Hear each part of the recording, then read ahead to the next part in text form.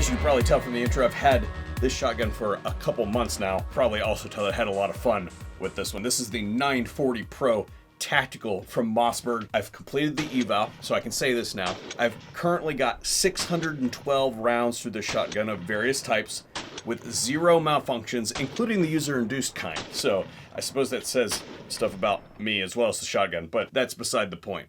This is a 12 gauge semi-automatic chambered for 2 3/4 and 3-inch shells. It has a 7+1 capacity. Since this is a 12 gauge, we'll go ahead and start at the back and talk about recoil reduction. This is a very healthy recoil reduction rubber butt pad. Normally, when I discuss rubber butt pads, I attribute them to felt weight in the hand scenario. This does function that way. However, this thing is super fatty and it's much squishier than your typical rubber butt pad. So definitely there for recoil reduction.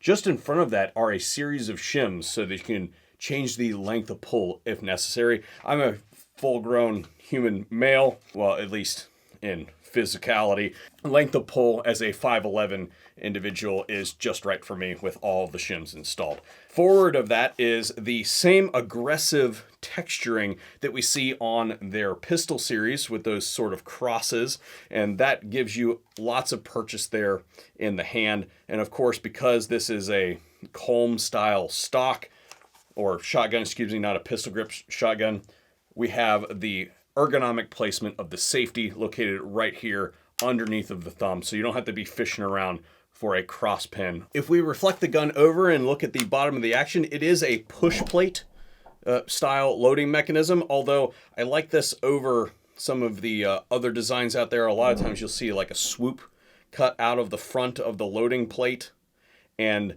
that will eat your glove. Like if you shove your thumb up in there, it will grab hold of that material. This is flat across the front, so that keeps that from occurring. And there is a high visibility follower there that's made out of aluminum. If we were to run the action to the rear, it does have last round bolt hole open, and it has a reciprocating, oversized, aggressively knurled charging handle. I love this thing. I didn't have to kick it shut, but totally rock climb off of that mechanism there because it is stout. And of course, a quick hit of this little ergonomically placed button here sends the bolt home. We have more of that aggressive texturing that we saw back here has found its way to the handguard. We're going to come back to the handguard here in a minute because I have a critique to issue on the handguard, but just forward of that is this coupler and has 3 functions.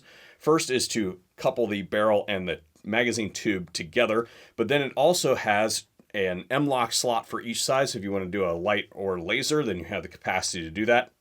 But also here is your front swivel stud, and it's reversible to either side. And in my opinion, this is the correct orientation, because if you go to sling a shotgun with the traditional placement of the sling ports, what happens is you drop the shotgun and the thing rotates over. And that's cool for loading the shotgun, but when you're talking about either going hands-on with somebody or doing any kind of other maneuvers that would require the use of your sling, what you've now done is made it ergonomically infeasible to operate, and also taken your sight and jammed it into the pavement or into the dirt. Fiber optic high visibility sight. And since we've gone all the way forward to the sight, we might as well go all the way back to here to talk about sights. It is drilled and tapped for a scope base, if you so choose. On either side of that is some serration to cut down the glare. But then it also has a very interesting feature in that it has a micro red dot plate. Just like you see on a lot of the pistols today, we have the shield pattern optic cut. And what that allows you to do is mount that optic low so that you're not doing one of these, thus making you eat a 12 gauge stock sandwich. The shotgun does use chokes, and what we're going to do is go to the range and have a little fun with some different munitions. You know, the cattle got out the other day and just wrecked the end of my range. They used every single target as something to scratch on. So all my targets are now broken, so I don't have any like much bigger gongs down there, but there is one gong down there that is a little bit bigger. We're going to try it.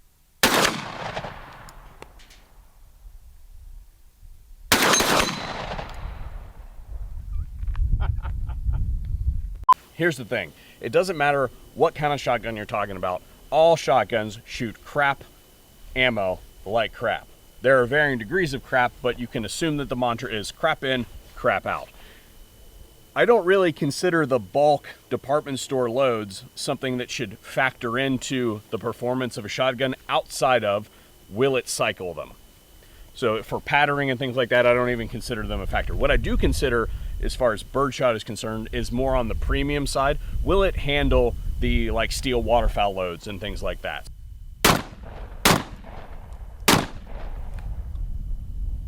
Let's go take a look. The first thing I'm going to say is that these loads recoil a lot more than I remember. The gun cycled fine, but then the thing that I want to talk about now is the patterning. It's basic waterfowl knowledge, so to speak, that you're going to need a more aggressive choke than a cylinder bore choke. Like, that's just the way that it works, especially when you're talking about steel loads, because they just don't stack the same as lead loads. So yes, what I would say about that though is that this is better performance than I thought we were going to see, although I would classify it as sparse. Let's move on. We're going to move on to buckshot now. These are nickel plated 9 pellet 2 3/4, and we're going to see how these do. Buckshot.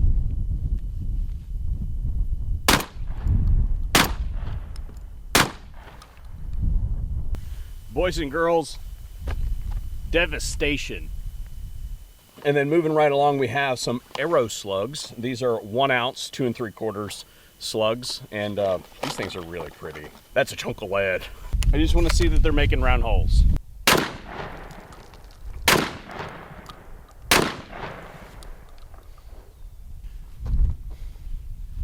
I put all the rounds in the same hole. I have to go get some more slugs.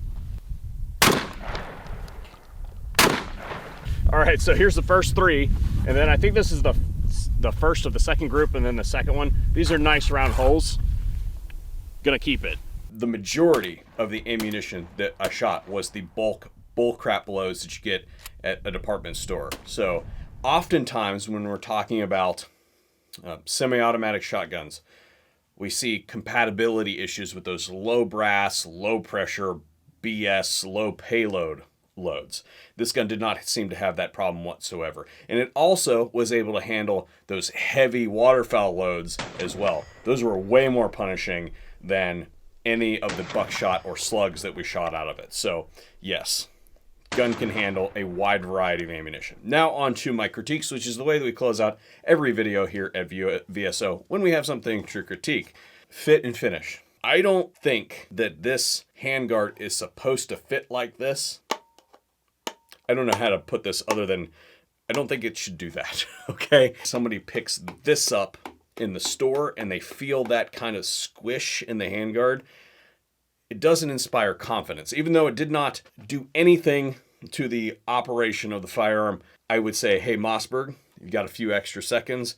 Pay a little bit of attention here at the front of the receiver at the handguard receiver junction.